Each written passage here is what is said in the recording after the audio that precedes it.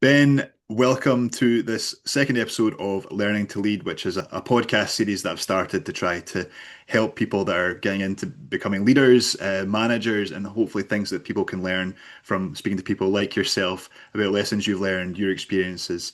Um, First of all, for anybody that's maybe not met yourself or come across yourself, just an introduction about yourself, your background, and your interest in business and leadership. hmm I'll try and keep it short. So I'm Ben Ling. I live in Scotland, in Fife. I have four kids. I love being a father. I'm a business owner of a few businesses. One's a marketing agency. One is a house clearance brokerage. I'm into a lot of other things outside of that. My passions are philosophy, reading. I'm actually writing a book as well about self-esteem and how I built my own self-esteem, and from sort of a struggling background of like feeling kind of inadequate at school and not really fitting in at school and jobs and stuff. So that's a big part of my sort of a void or a purpose that I'm looking to help other people with because of help myself with that so much. So that's a big part of where my drive comes from. And I guess looking back, then how do you feel you overcame those challenges that you faced? Yeah, like I not only just overcame them, I went so far past that. It became to the point it's not a problem at all. And I went beyond my expectations. The things I've been doing have been working really well for me. So that's like why I want to get that out there and share it so much. You mentioned philosophy. I did a little bit of philosophy at university. It was something I really Right? enjoyed. Something actually I wish I had a bit. I should make more time for actually. So Mhm. I really enjoyed it. What's it about philosophy that you enjoy, and what do you get out of it? So I've looked at all aspects and all angles of philosophy, and I learned there's like four categories. I'll try and remember four. I might only get three, but there's aesthetic philosophy, which is like art and things like that.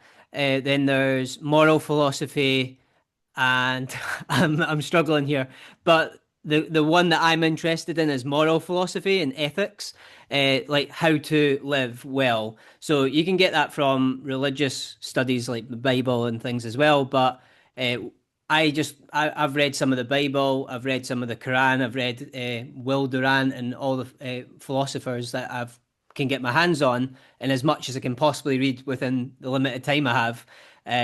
There's been a big learning phase I had, and I'm kind of in the doing phase right now, but I still dip into that.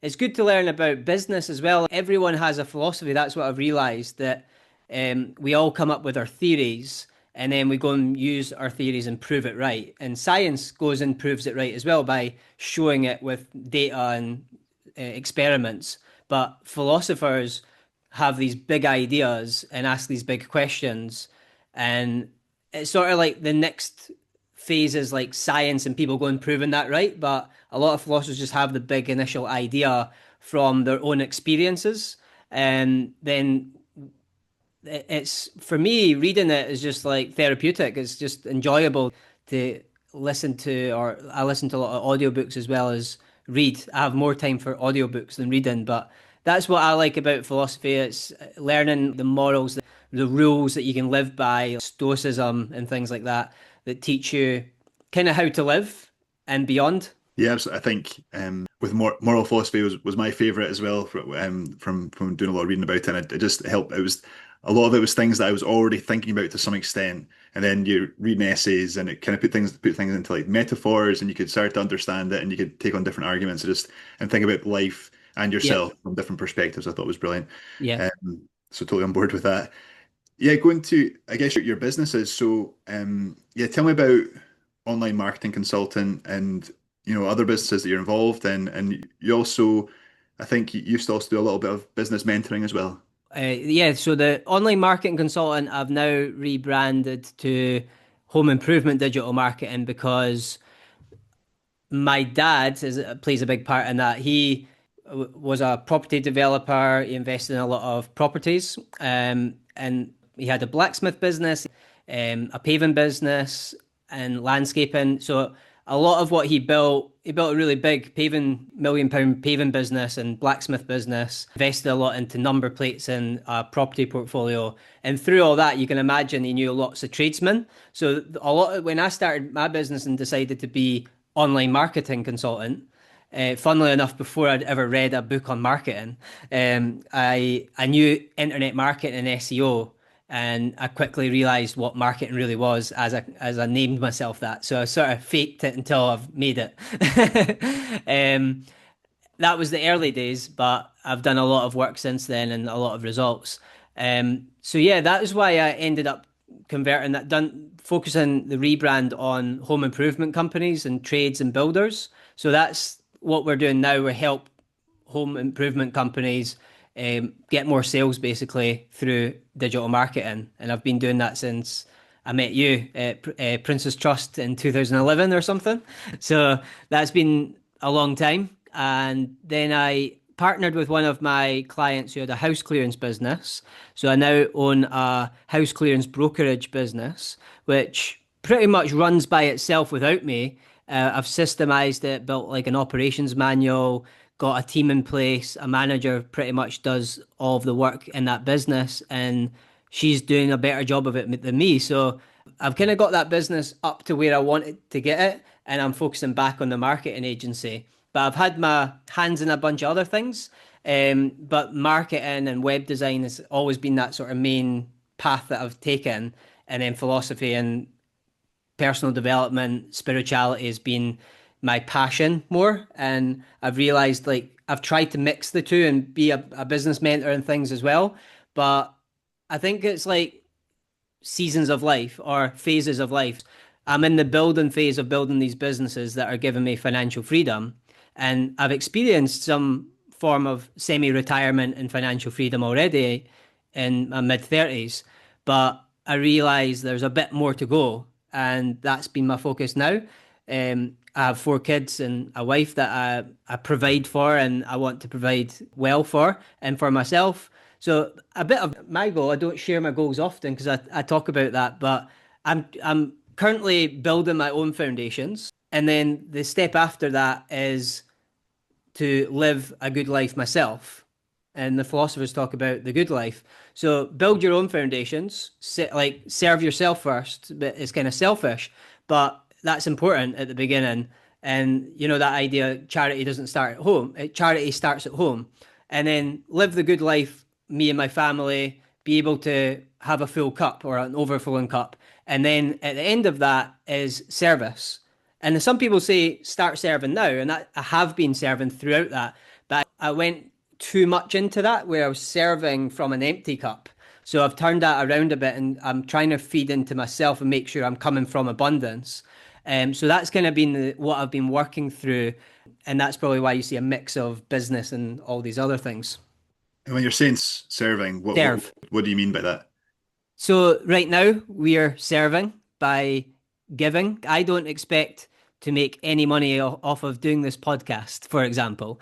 That's what I mean. So like what I mean is if you've got a like a selfish capitalist mindset, you would only put money in your do things that put money in your pocket, for example. But when you finish your job for the day and you go on a podcast that's purely for service to help other people from a given spirit from your heart and from your purpose, it's a thing that I said to my wife today. She was asking me about the podcast, and I said I've got a rule to say yes to every podcast that I get invited onto. And that's quite a hard one to keep up, but it's led by my purpose, and my purpose is to help fill the void that I like alluded to a wee bit at the start about like how I felt with dyslexia and not being good enough and low self-esteem. It's helping other people with their personal development, and that fulfills that purpose for me. And that's what I mean by serve. And that will be a lifelong act that I'll do while I'm building my own wealth.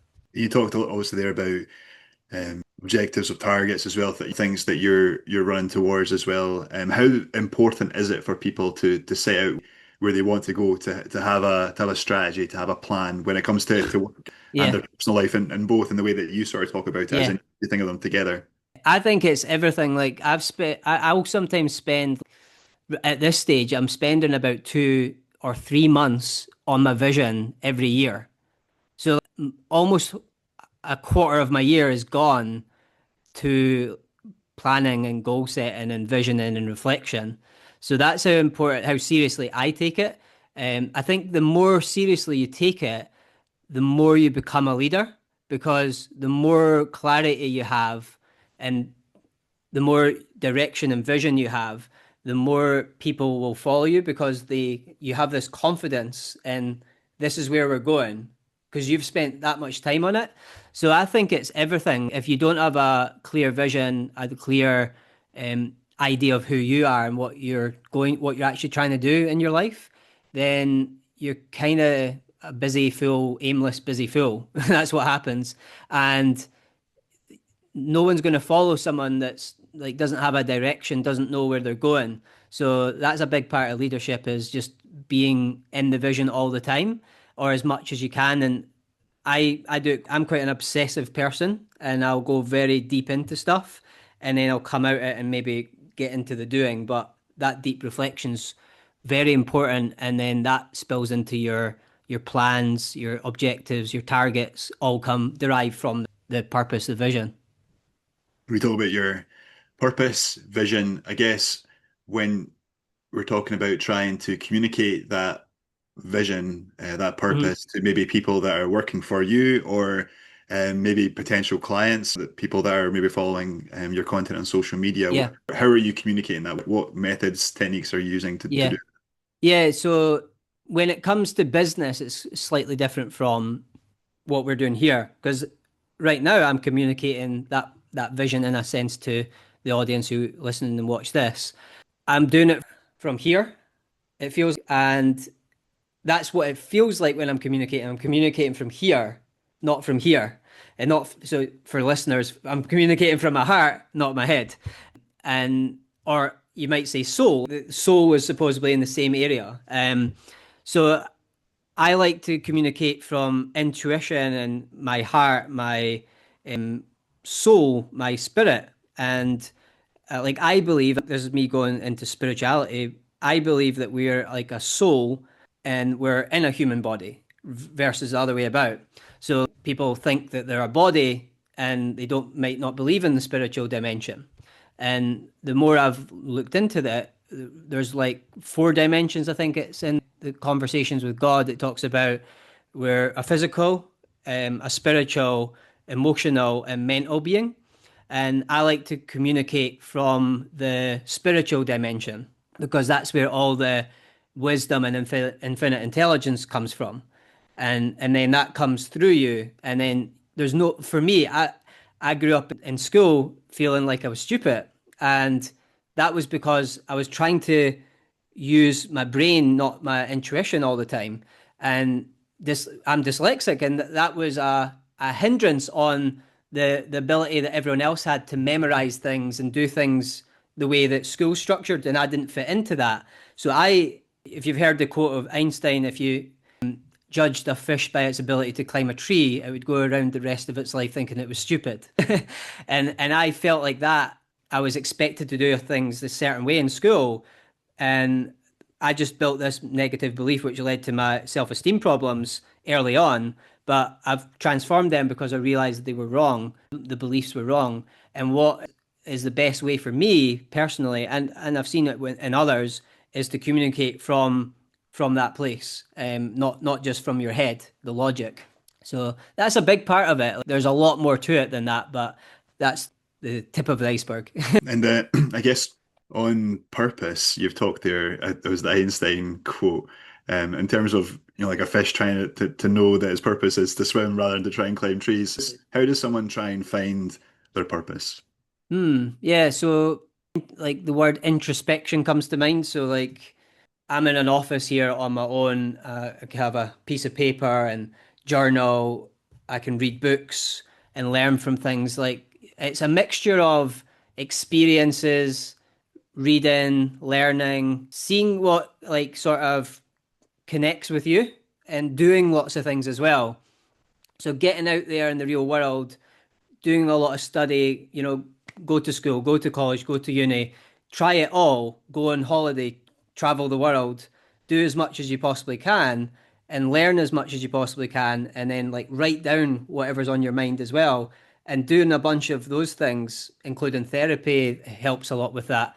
And I think that action is most important first, and then like that therapy and the journaling comes a bit later because you've not got anything in here yet until you've actually experienced a bunch of things. So I think like experience and doing and lots of that helps, and then introspection after that. So you could do a year of doing, and then, like I said, in Christmas, around Christmas, I take a month to just really go into that thinking and reflection and things.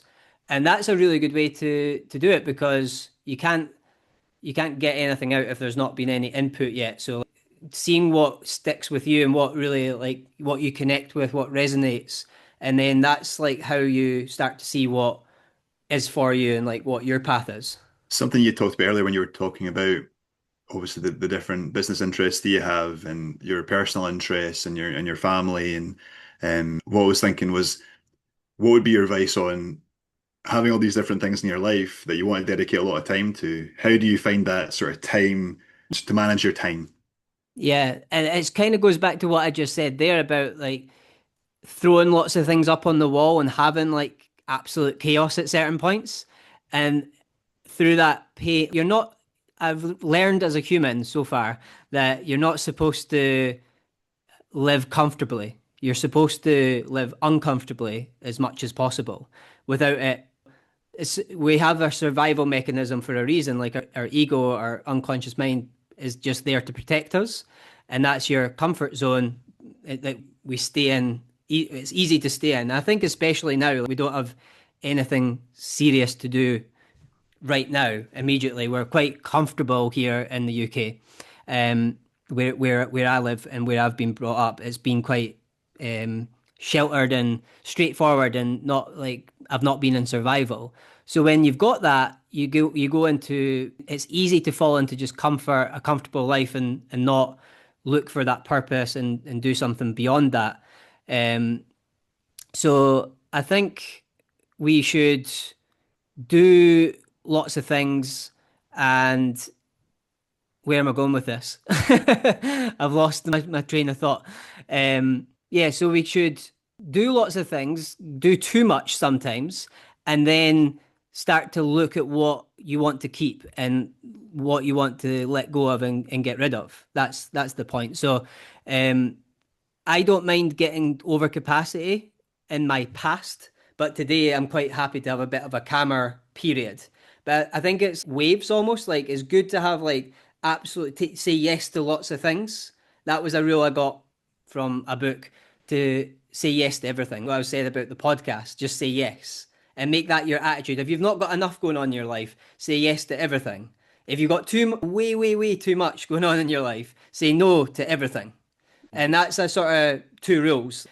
Depending on where you are. Today, I'm saying no to everything because I've had way too much going on and I've had to leave football, which I love, but I love other things more than football. So I realized that this is what I held back on earlier before we started recording. Um, there's a great quote that I've heard from, I think it's my mentor's mentor, and he says, "You can be anything, but you can't be everything." And there's a bit of an extra to that. You can be anything, but you can't be everything at the same time.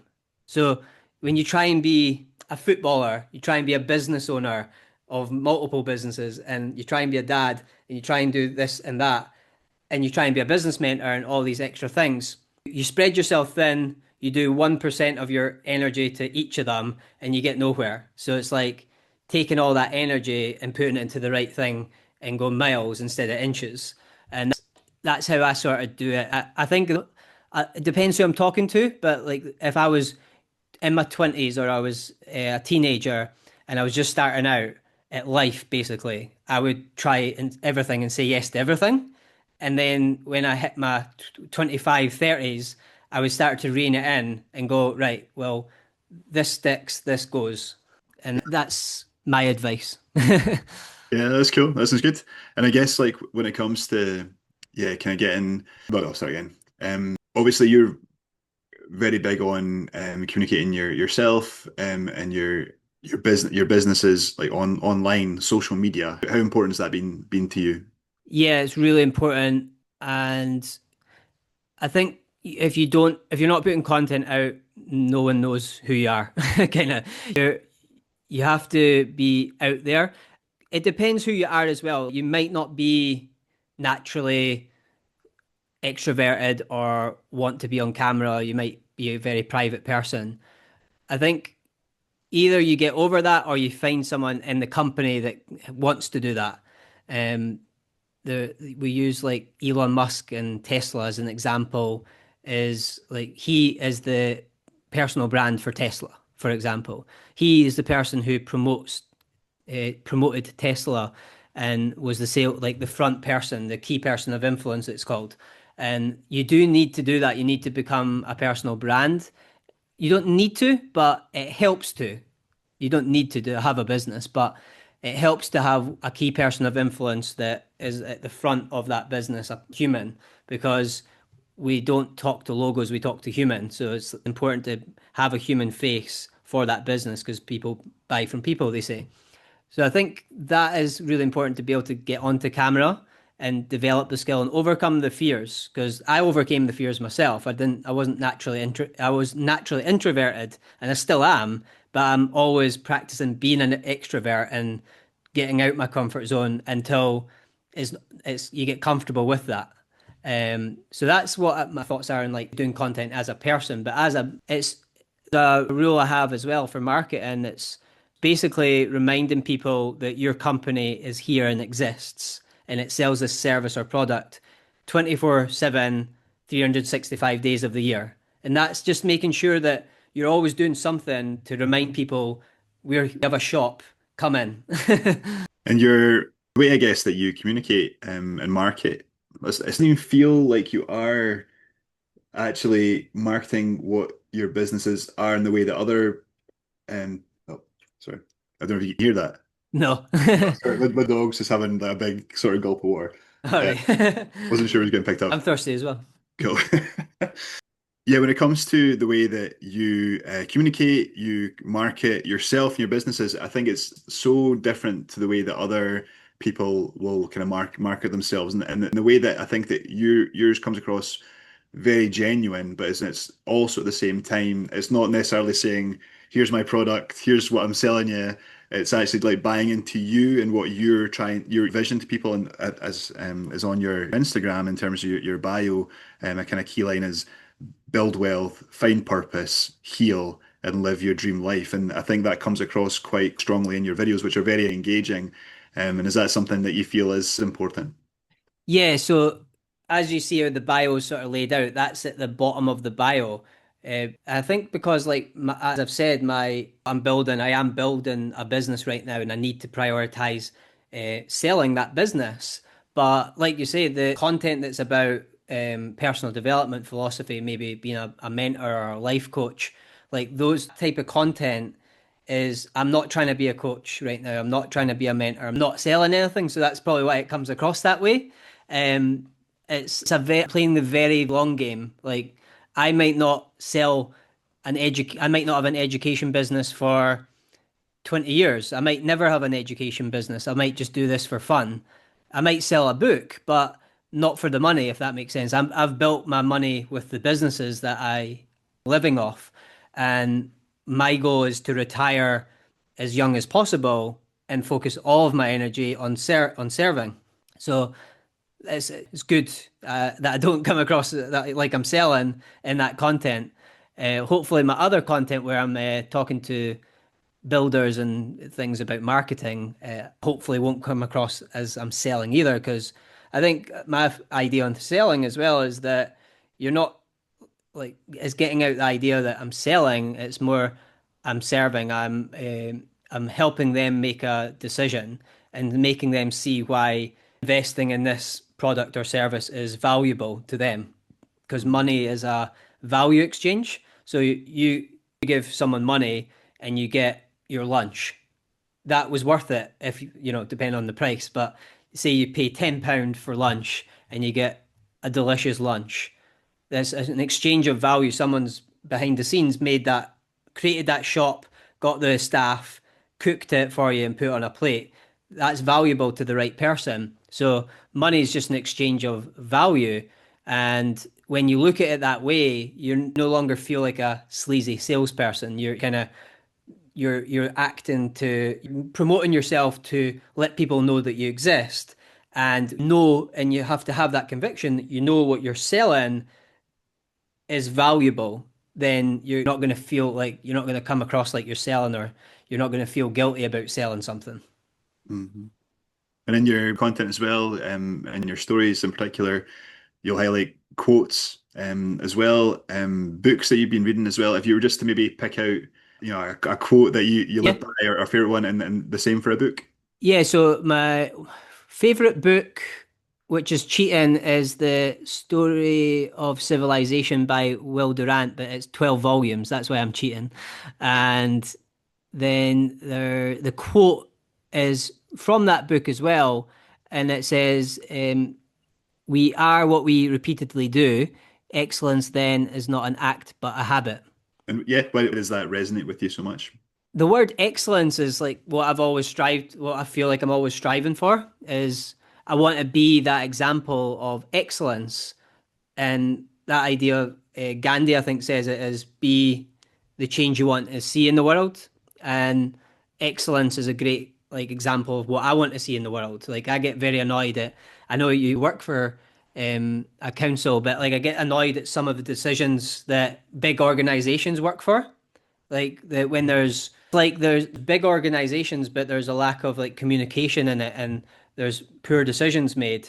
Things like that bother me, and I have like motivation from something that bothers me to then like go, well, I can be the change. I can make things excellent by having a company that perform like gives the customer an excellent experience. So that I developed something called Roman standards. I don't know if you've seen that came across that. I created this. It's essentially like my own code of morals that I've been developing. A few of them, I've got a poster up, but it's fallen off the wall. Is It's the 29 pillars of Roman standards: no excuses, quality communication, organized, immaculate, responsibility, move fast, things like that. And like living by these sort of rules that when I've lived by them, I've felt my self-esteem be high. So these are the kind of reasons why those quotes that resonate with me is being like aiming to be excellent, not perfect, but like aiming for excellence is just a good goal to strive for throughout your life. You feel better when you aim for do your best. I guess with your businesses, the amount of time that you invest into them, and the planning and reading, even the kind of social media side, that takes a lot of time as well. Obviously, something that's very important to you is your family, your wife, your kids, even that the well-being side of you've got. I know that we were talking before we started recording around last year in terms of the ice baths that you did. I think you did one every day for a year, and you've got a Yeah, sauna as well. Why is it, with all these business interests and ambitions for things, why is it so important to have that personal time on the yeah, well side and family time as well? yeah. Really good question. I think I put well-being like well up on my values in terms of like prioritizing values because imagine a CEO or a father who has like their well-being's a 0 out of 10. Like you don't want to be around that person. So from that perspective, I make sure that, like I said earlier, if my cup is overflowing, then I can. There's this phrase: uh, "Don't serve from an empty cup; serve from a full cup." But then a step further than that is don't serve from a full cup; serve from the overflow, and that overflow can like fall into the saucer of the like where the cup flows into a saucer. So serve from the saucer, not even from your own cup. And that idea is like, for me, if my well being's a 10 out of 10, then that can pour that overflowing cup into my business, into my family, into this podcast, into whatever I do at life. So it's like being in your A game, or I call it your genius, being in your genius, like a fish swimming in the sea to link it back. So like being self-aware, being having high awareness, because like when you exercise and do ice baths and saunas, it clears the toxins, it reduces inflammation and reduces inflammation in your brain and things. So it clears the brain fog. You can see clearer. You can like all your senses are more elevated, and then you're just like an optimal version of yourself in whatever you pursue to do. Yeah, just on saunas in particular, just because it's something in the last 2 and a bit months I've really gone to a regular sort of schedule with kind of going every couple of days. And it's just funny because it's just something that wasn't in my life at all. And then once Yeah. you continue and just you feel the benefits, like you're saying, it's just something you really feel so much in terms of your well-being. And it's just that kind of space to sort of switch off. And yeah, I just think it's just such a good thing. And I'd really recommend it to people. And yeah, having maybe like a nice bath or a nice shower after as well, because it gives that body the shock and the mind as well. And just it's, I think it's just so positive to have things like that. Um, I guess when Have you heard of I think it's called a Nordic cycle. Have you heard of that? No, what's I that? think it's called that, but basically, what I think, if it's called that, I'll have to double check it.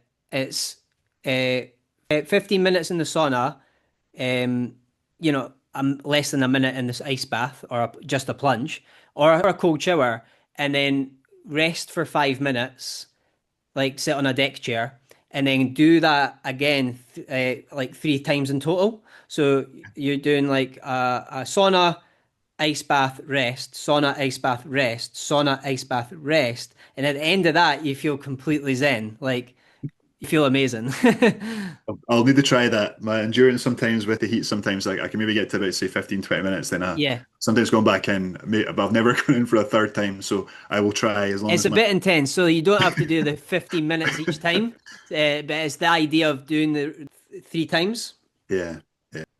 That sounds cool. I'll give that a try. Yeah, Ben, really thank you for your time. It's been, really valuable. It's been so interesting on listening to you as well. And I suppose just as a kind of last question, I guess that you're somebody that runs your own business and businesses, and I think there's a lot of people that really want that. Maybe there's a lot of people that would like to have their own business. What would you say to them to encourage them if that's something they really want to do, but just kind of feel maybe they be a bit discouraged, or they don't think it's maybe for them, but they really want to do it? What would you say to them? Good question. There's so many ways I could go on that. It goes back to what I said before in my advice. I would try it.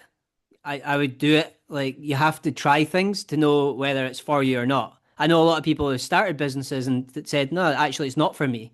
Mm. I've done lots of things I've tried and then realized, no, it's not for me. So that's what I would say. I would say, like, it's better to take like some calculated risks. Like, don't take too much of a risk that'll set you back too much. Like, I think it goes back again to something else I said about like being out of your comfort zone. So if it feels uncomfortable, that's not a good enough reason to not act on it, because that's just your old mechanism to protect you. And the ego is always trying to protect us. But if you connect to like your why, your purpose, and vision, it should be bigger than your fears. Like your motivation to go and your inspiration to go and do it should be bigger than that. So, um, I think it's just a wee bit more inner work to overcome that. Because if you do enough inner work, like it's not that the fears go away; it's that the fears become smaller or less noisy, and you go and act. So I think like if you have that, then do a bit more inner work. But ultimately, you've got to try things before you know it's for you or not for you. You don't know what's at the other side of that fear and doing it. And then, yeah, for me, it's been the best thing I've ever done. So like that's why I highly recommend it. It changed my life when I got out of school and got out of college and stopped and got into a job, like, and got out of my job and became an employee. It was where I sort of found my feet in the world. It's where I realized I existed. I belonged. I was again back to that metaphor or analogy of the fish. in the sea, I felt like the fish in the sea when I became an entrepreneur. Versus working for someone, that didn't work. I don't like having someone sort of in charge. I like to be in charge, and that's what worked for me. And I've got this like space, so like it might not be for you, but you've got to try it to find out. Because I tried it and it worked very well for me. Perfect. Ben, again, thanks for your time. If anybody wants to get in contact with you, learn more about you, how would they do that?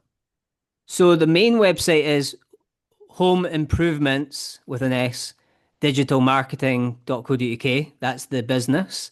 The personal development side, most of my content's on social media. So search for Ben Laing, Laing.